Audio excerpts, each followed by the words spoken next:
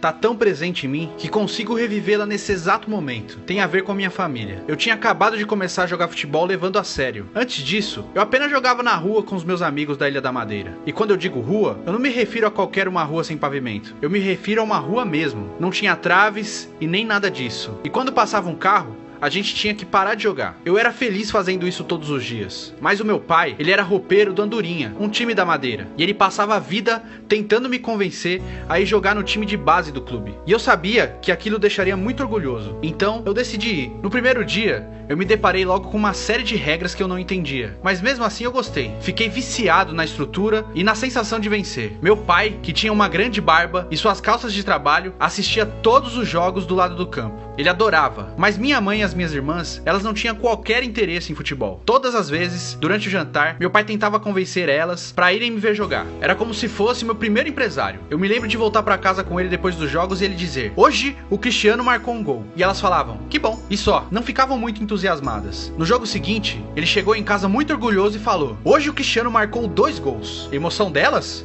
Nada. Elas só falavam: "Legal, Cris." O que é que eu podia fazer? Eu resolvi marcar gols atrás de gols. Uma noite, meu pai chegou em casa e falou: "Hoje o Cristiano marcou 3 gols. Ele foi incrível. Vocês têm que ir assistir ele jogar." Ainda assim, eu continuava olhando pra fora do campo e só via o meu pai ali, sempre sozinho. Então, um dia, e nunca irei esquecer essa imagem, eu tava aquecendo e de repente reparei que minha mãe e as minhas irmãs estavam sentadas na arquibancada. Elas pareciam... bom, como é que eu posso falar isso? Confortáveis. Elas sentaram uma bem perto da outra e não aplaudiam, nem gritavam nada durante o jogo. Elas só ficavam dando tchauzinho pra mim, como se eu estivesse num desfile ou algo parecido. Eu percebi que elas nunca tinham estado num jogo de futebol antes, mas elas estavam ali, e essa era a única coisa que me importava. Eu me senti muito bem naquele momento. Significou muito pra mim. Foi como se algo tivesse mudado dentro de mim. Eu me sentia verdadeiramente orgulhoso. Mas nessa altura da vida, a gente não tinha muito dinheiro. A vida na Madeira era uma luta diária. Eu jogava bola com chuteiras velhas que o meu irmão já não usava, ou que meus primos me davam. Mas, quando a gente é criança, o dinheiro não é uma preocupação. Tudo que conta é aquilo que a gente sente. E nesse dia, esse sentimento era muito forte. Eu me senti protegido e amado pela minha família. Em Portugal,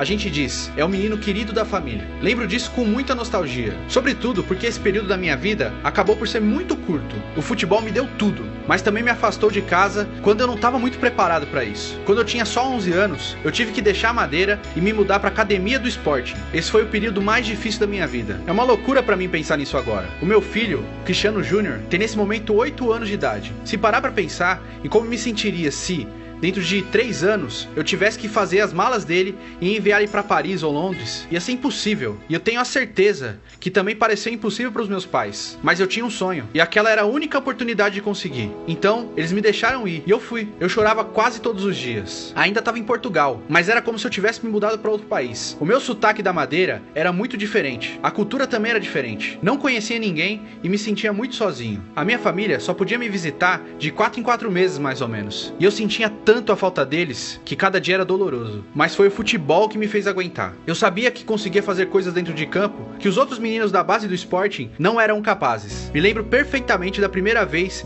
que eu ouvi um dos meninos comentar com o outro: "Você viu o que ele fez? Esse moleque é um animal." Comecei a ouvir isso sempre, até da parte dos técnicos. Mas então, alguém sempre falava: "Sim, joga muito, mas é uma pena que ele seja tão pequenininho." E é verdade, eu era bem magrinho, eu não tinha músculos. Foi então que eu tomei uma decisão aos 12 anos. Eu sabia que tinha muito talento, mas eu decidi que ia trabalhar mais pesado que qualquer um. Iria parar de jogar como uma criança, iria deixar de agir como uma criança, eu ia treinar como se pudesse ser o melhor jogador do mundo. Eu não sei explicar de onde veio esse sentimento, mas eu sei que estava dentro de mim. É como uma fome que nunca desaparece. Quando eu perco um jogo, parece que eu tô literalmente morrendo de fome. Quando eu ganho, é como se eu ainda tivesse com muita fome, mas acabei de comer uma pequena migalha. Essa é a única forma que eu consigo contextualizar esse sentimento. Comecei a fugir à noite do dormitório só pra ir treinar, pra ficar mais forte e mais rápido. Depois disso, quando eu entrava no campo, as mesmas pessoas que antes cochichavam: "É bom, mas é tão magro", agora olhavam pra mim com espanto. Quando eu fiz 15 anos, eu me virei pra alguns dos meus amigos de time e falei: "Um dia eu vou ser o melhor jogador do mundo." E eu me lembro bem disso, porque eles caíram na risada. Eu não tava nem sequer no time principal do Sporting,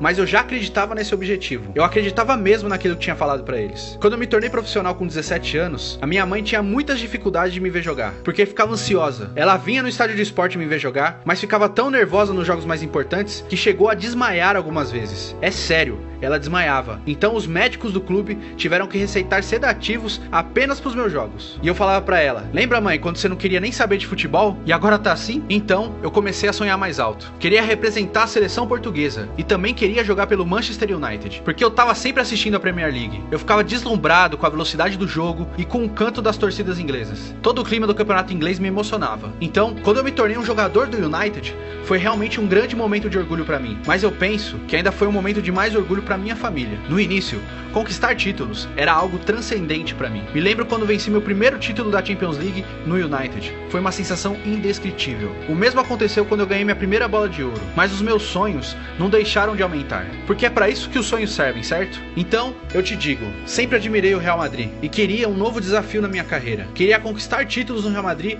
e queria quebrar todos os recordes. Resumindo, eu queria me tornar uma lenda do Real Madrid. Eu consegui feitos incríveis por lá ao longo dos últimos 9 anos. Mas, pra ser sincero, os sentimentos que despertam com a conquista de títulos agora são diferentes. Especialmente nos últimos 2 anos.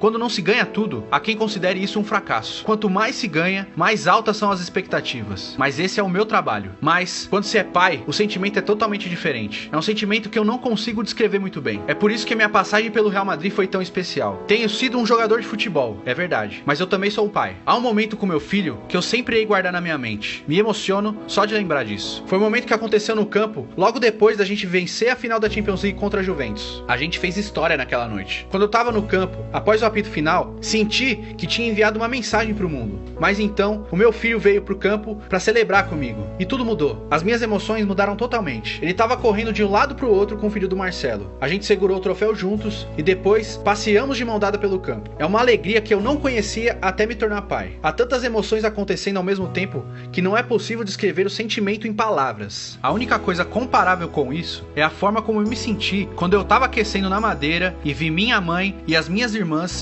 juntas na arquibancada. Quando voltamos ao Santiago Bernabéu para comemorar, o Cristiano Júnior e o Marcelinho estavam jogando bola na frente da nossa torcida. Foi uma cena bem diferente daquela quando eu jogava nas ruas da Madeira, quando eu tinha a mesma idade que meu filho. Mas espero que para o meu filho o sentimento seja o mesmo que eu tinha, o menino querido da família. Vencer continua sendo a minha maior ambição, mesmo ao final da minha passagem pelo Real Madrid. Acho que eu já nasci assim, mas eu não tenho dúvidas que aquilo que sinto após uma vitória mudou. Este agora é um novo capítulo da minha vida. Eu mandei gravar uma mensagem especial nas minhas novas chuteiras. Fica junto do calcanhar. E essas palavras são a última coisa que leio antes de apertar os cordões da chuteira e ir pro campo. É uma espécie de último lembrete, uma motivação derradeira. Ela diz: o sonho do menino. Talvez agora vocês me entendam. É óbvio que minha missão continua a ser a mesma de sempre. Quero continuar quebrando todos os recordes no futebol. Quero vencer o maior número de títulos possível. É algo que faz parte da minha natureza. Mas aquilo que ficará para sempre comigo do meu tempo em Madrid e que certamente eu contarei para os meus netos quando eu tiver 95 anos, é o que senti